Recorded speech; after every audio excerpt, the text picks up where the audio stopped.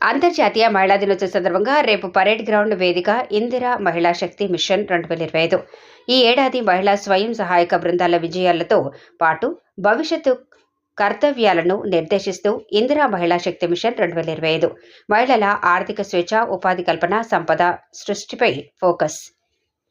ఐకమత్యమే మహాబలం అనే నానుడిని నిజం చేసేలా ఒక గొడుగు కిందకు గ్రామీణ, పట్టణ స్వయం సహాయక సంఘాల పరిధిని విస్తృతపరిచేలా సభ్యుల అర్హత, వయస్సు పెంపు, కిషోర బాలురు, వయోవృద్ధుల ఆర్థిక భద్రత, సామాజిక మద్దతు కోసం నూతన స్వయం సహాయక సంఘాలు సభ్యుల కనీస వయసు 18 సంవత్సరాల నుంచి 12 సంవత్సరాలకు తగ్గింపు, గరిష్ట వయసు 60 సంవత్సరాల నుండి 65 సంవత్సరాలకు పెంపు. ఈ ఏడాది విజయాలు: మహిళా సంఘాలకు 21,632 కోట్ల రుణాలు, 2,25,110 సూక్ష్మ మధ్యతరహా సంస్థల ఏర్పాటు, 110 కోట్ల రూపాయలతో 22 జిల్లాల్లో చురుకుగా ఇందిరా మహిళా శక్తి భవనాల నిర్మాణం, రాష్ట్ర వ్యాప్తంగా అందుబాటులోకి 214 ఇందిరా మహిళా శక్తి క్యాంటీన్లు, గ్రామీణ ఉత్పత్తులను ప్రపంచ మార్కెట్లు అనుసంధానించడం కోసం మాధాపూర్లోని శిల్పారామంలో 9 కోట్ల రూపాయలతో ఇందిరా మహిళా శక్తి బజార్ ప్రారంభం, మహిళా సంఘాలకు పాఠశాల యూనిఫామ్ కుట్టే పనిని అప్పగించడం ద్వారా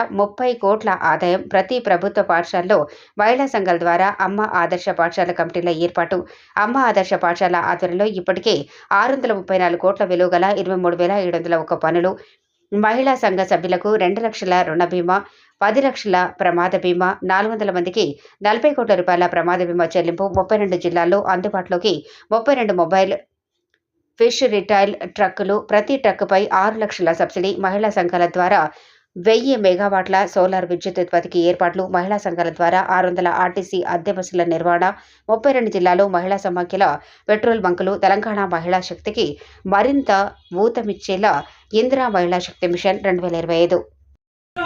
ఎట్లయితే రక్షించగలుగుతుందో ఆ ఊర్లో కూడా తల్లులందరూ కూడా యాక్టివ్ గా ఉండి తల్లులు తమ బాధ్యత ఈ ఊరు నీట్నెస్, ఈ ఊరు మెయింటెనెన్స్ అనుకుంటే ఖచ్చితంగా కష్టకాలంలో ఒక తల్లి కుటుంబాన్ని ఎట్లయితే ఈ మంచిగా మెయింటైన్ చేయగలుగుతుందో, ఒక ఆర్థికవేత్తలు ఫస్ట్ ఎక్కడో లేరు, ఆర్థిక శాస్త్రవేత్తలు మాటలలో రాతలలో ఉండొచ్చు కానీ కుటుంబంలో ఫస్ట్ ఆర్థికవేత్తలు అంటే మహిళలే పెద్ద ఆర్థికవేత్తలు. ఎందుకంటే 100 రూపాయలతోటి లేదా 10 రూపాయలతోటి కూడా ఆ ఇల్లుని గడిపించి తర్వాత మిగతాది అప్పు తెచ్చో ఏదో చేసి నడిపించి పిల్లలకు కడుపు నిండా అన్నం పెట్టి కుటుంబాన్ని సాఫీగా సాగగలుగుతుంటారు. కాబట్టి ఖచ్చితంగా ఇంకా మహిళల మీద బర్డెన్ పడకూడదనే ఉద్దేశంతో ఫస్ట్ ఫ్రీ బస్ పెట్టడం జరిగింది. వాస్తవానికి ఇప్పుడు మీరు ఇక్కడికి వచ్చింది, ఇక్కడ డబ్బులు లేవు, హైదరాబాద్ నుంచి ఇంటికి పోవాలి, డబ్బులు లేవు, పోవడానికి అవకాశం ఒకటి. కొంతమంది వ్యతిరేకించారు. నేనేమంటే సరే నచ్చిన వాళ్ళకి నచ్చకపోవచ్చు, కానీ ఇదైతే పేదవాళ్ళకైతే ఉపయోగపడుతుంది కదా.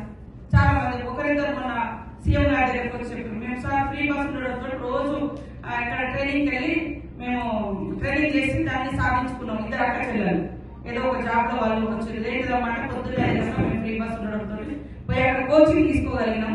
దాని మూలంగా మాకు ఈ అవకాశం. అట్లా కొన్ని వేల మందికి ఈరోజు కుటుంబాన్ని నడపాలంటే కూడా గ్యాస్ భారం, కరెంటు భారం, ఇట్లాంటి ఆ వెసులుబాట్లు కూడా ఫస్ట్ లేడీస్ కు వెసులుబాటు అనే లక్ష్యంతో చేయడం జరుగుతుంది. మహిళా అభివృద్ధి, సమాజ అభివృద్ధి, మహిళా